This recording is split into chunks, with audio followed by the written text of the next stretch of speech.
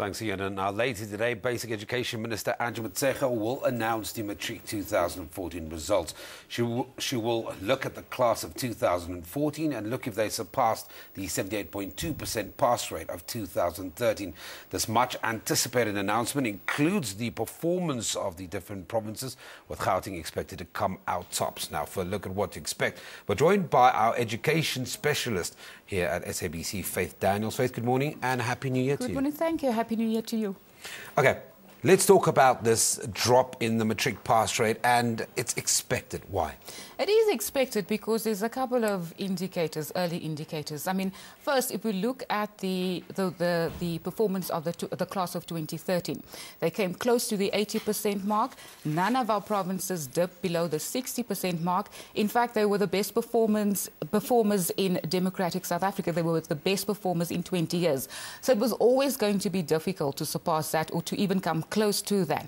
But also, uMalusi, the quality assurer, in their press conference last week, when they approved the release of the results, they gave some interesting insights as to why and how the class of 2014 will underperform and how they will not surpass that 78.2% matric pass rate of 2013. They, for instance, said that the failure rate is up in maths. The failure rate is up in maths literacy, in economics and physical science and the languages as well. Now, those aren't small subjects. Those are quite unique subjects. And if, by indication, the failure rate is up in those subjects, we can anticipate that there will be a drop in the pass rate.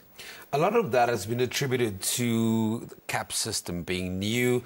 We also heard the Union Secretary General, Mogwena Maluleke, talk about the non-support of educators. Is that a credible excuse? I think it is, because the CAPS curriculum was phased in 2010 when this cohort of matric pupils were in grade 10.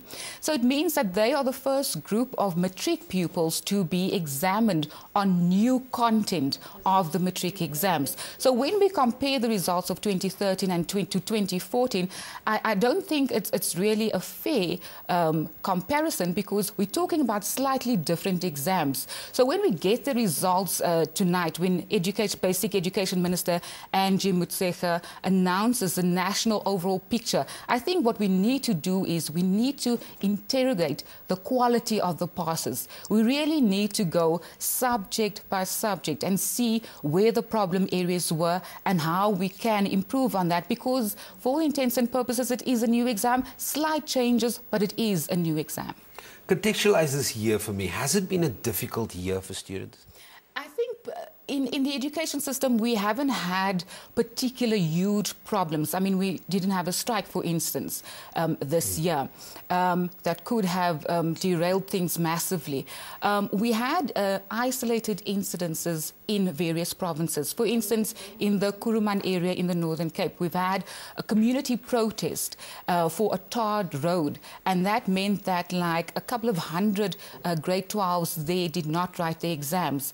We've had incidences in the Port Elizabeth area where parent protests also resulted in class time being missed out on. But I think it's isolated incidences, and what I think the fundamental issue during the exam is the allegations being made in KZN and Eastern Cape, the allegations of group copying. I think that put a damper on the exam as a whole, and it could slightly have dented the credibility.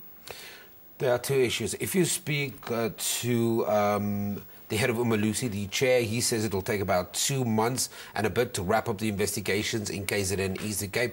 If you speak to Elijah Mhlanga, who's the spokesperson for the Basic Minister of Education, he says a shorter time. When will we actually see the outcome of that investigation in group copying? I think I'll go with the Basic Education Department on that, because they are the assessment body that has to investigate their own exams and the conduct of that exams. I spoke to them yesterday, and they said to me that the situation has slightly changed. They think that there are less than 58 centres now being implicated. They think that by the end of January, they would give a clearer picture as to where the investigations are. And it's not likely that people will be criminally charged. People will be criminally charged.